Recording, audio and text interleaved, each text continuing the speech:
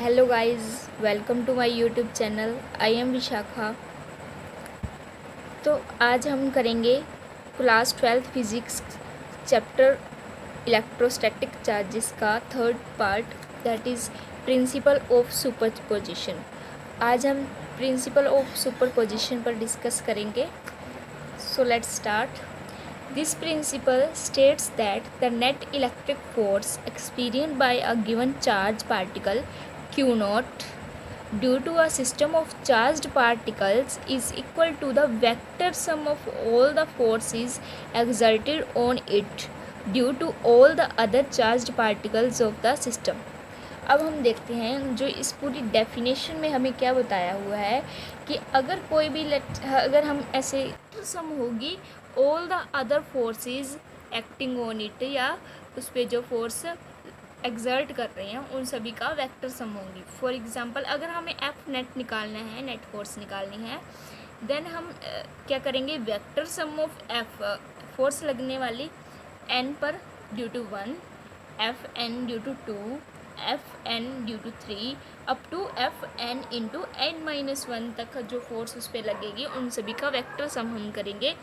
तो हमें क्या, इससे प्रिंसिपल ऑफ सुपरपोजिशन डिफाइन होता है। जो भी नेट फोर्स होती है वो एक पार्टिकल के अराउंड जितने भी चार्ज पार्टिकल्स हैं उनके द्वारा उस पार्टिकल पर लगने वाली फोर्स होगी, जो उन सभी का वेक्टर सम होगी जो उस पर नेट फोर्स लगेगी।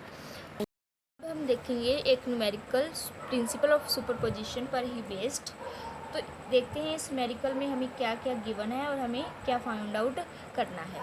यहाँ पर हमें गिवन है in an equilateral triangle ABC positive Q charge is placed at the three corners of the triangle, therefore find the net force on B। हमें एक इक्विलेटरल ट्रायंगल गिवन है, लेट्स से ABC, और तीनों जो corner है triangle के, इन तीनों corners पे जो इस पे चार्ज है वो है पॉजिटिव Q। अब हमें नेट फोर्स ऑन B निकालना है, B पर नेट फोर्स कितनी होगी। अब हम देखते हैं अगर किसी भी पार्टिकल पर हमें नेट फोर्स निकालनी है तो उस पर लगने वाली किसी दूसरे पार्टिकल्स की नेट फोर्स का जो होता है सम होता है। अब हम देखेंगे जैसे ये रिपल्सिव फोर्स होगी A और B के बीच में, तो जो B पर फोर्स लगेगी ड्यू टू A वो इस डायरेक्शन में होगी, B की डायरेक्शन में ही, that is force on B due to A because of repulsive charge opposite जो सेम चार्जेस हैं इस पे। और अब देखेंगे जो B पर फोर्स होगी ड्यू टू C वो इस डायरेक्शन में होगी, ये होगी F of B due to C, ये इन दोनों पर फोर्सेस होगी। अगर यहाँ पर थीटा जो हमें गिवन है इक्विलेटरल ट्रायंगल में, जैसे हम देखते हैं तीनों एंगल 60 डिग्री के होते हैं, तो ये एंगल जो अपने पास होगा ये भी 60 डिग्री होगा। देयरफॉर ये अपने पास जो डायग्राम बनता है that is F on B due to A, और ये बनता है हमारे पास F on B due to C, और इसमें जो 60 डिग्री का एंगल है। अब हम देखते हैं दो वेक्टर्स हैं उनके बीच का जो रिजल्टेंट निकलता है वो इनके बिल्कुल बीच में से निकलता है, तो हमें अब यही रिजल्टेंट फाइंड करना है।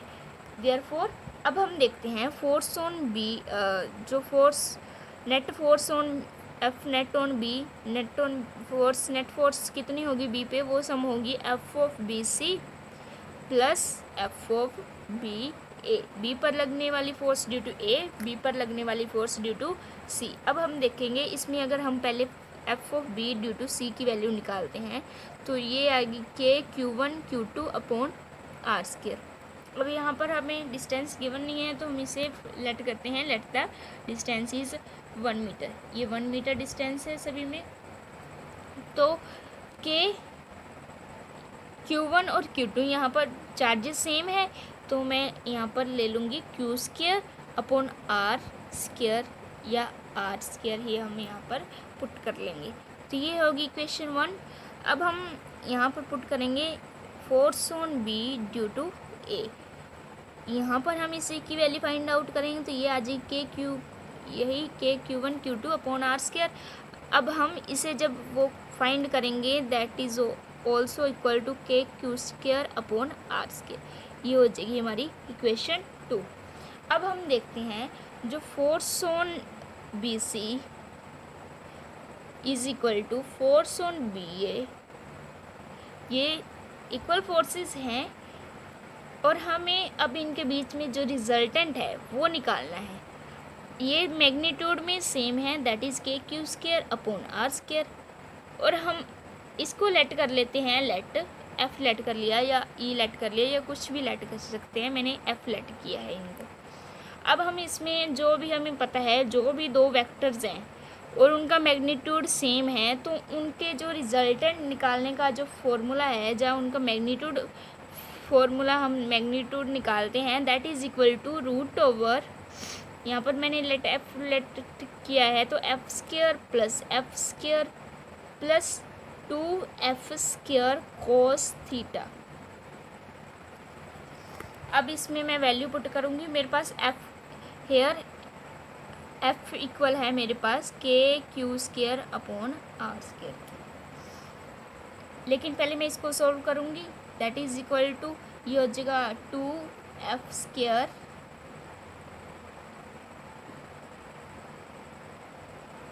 Plus 2f square cos theta हमारे पास आ जाएगा cos 60 degree, because theta is 60 degree, that is equal to F square 2f square plus 2f square into cos 60 होता है हमारे पास 1, इसका अंडर रूट, 2 से 2 कैंसिल, ये हमारे पास आ जाएगा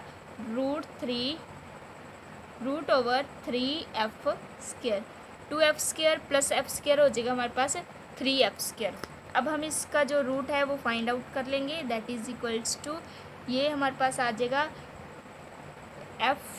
एफ रूट 3, तो ये हमारे पास क्या आ जाएगी, नेट फोर्स आ जाएगी, दैट इज़ एफ रूट 3 या और रूट 3f। अब हमारे पास f की वैल्यू क्या थी, f हमारे पास था K Q square upon R square, therefore the magnitude of force equals to root 3 K Q square upon R square, that is the answer.